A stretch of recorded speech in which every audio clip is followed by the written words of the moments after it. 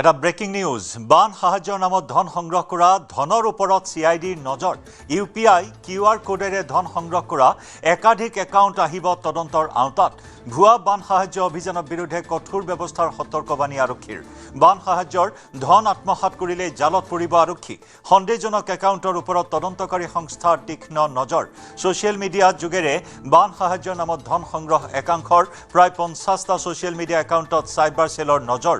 বান সাহায্য দিয়াৰ পূৰ্বে সংগঠনৰ বিশ্বাসযোগ্যতা নিশ্চিত কৰাৰ আহ্বান ইউটিউবাৰ কণ্টেণ্ট ক্ৰিয়েটৰ সকললৈ অসম আৰক্ষীৰ সতৰ্কবাণী অসম আৰক্ষীৰ CID গোটে গঠন কৰিছে এটা তদন্তকাৰী দল সতীৰ্থ দীপাংকৰ দাসৰ সৈতে সংযুক্ত হৈছো দীপাংকৰ অত্যন্ত এটা গুৰুত্বপূৰ্ণ পদক্ষেপ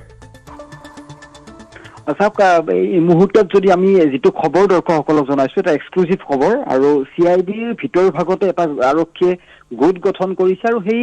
তদন্তকাৰী দলটো এই মুহূৰ্তত অহৰহ তেওঁলোকে ৰাডাৰত ৰাখিছে নিজা তেওঁলোকে চকু ৰাখিছে যে বিশেষকৈ ছ'চিয়েল মিডিয়াত ভাইৰেল হৈ থকা বিশেষ বহুকেইখন স্কেনাৰৰ ওপৰত তেওঁলোকে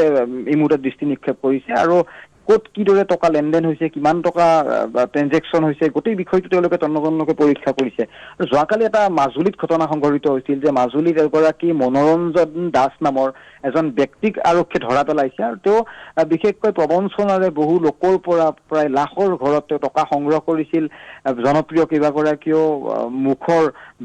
মুখা ব্যৱহাৰ কৰি এই স্কেনাৰ ছ'চিয়েল মিডিয়াত বিয়পাই পেলাইছিল আৰু এই গোটেই ঘটনাটোক লৈ এই মুহূৰ্তত কেইবাখনো আৰক্ষী থানাত গোচৰ ৰুজু হোৱাৰ তথ্যটো এই মুহূৰ্তত আমি লাভ কৰিছো গতিকে গুৱাহাটীৰ অসম আৰক্ষীৰ অনুসন্ধান শাখায়ো এটা নিজাববীয়াকৈ তেওঁলোকে তদন্ত শাখা গোট তেওঁলোকে গঠন কৰিছে আৰু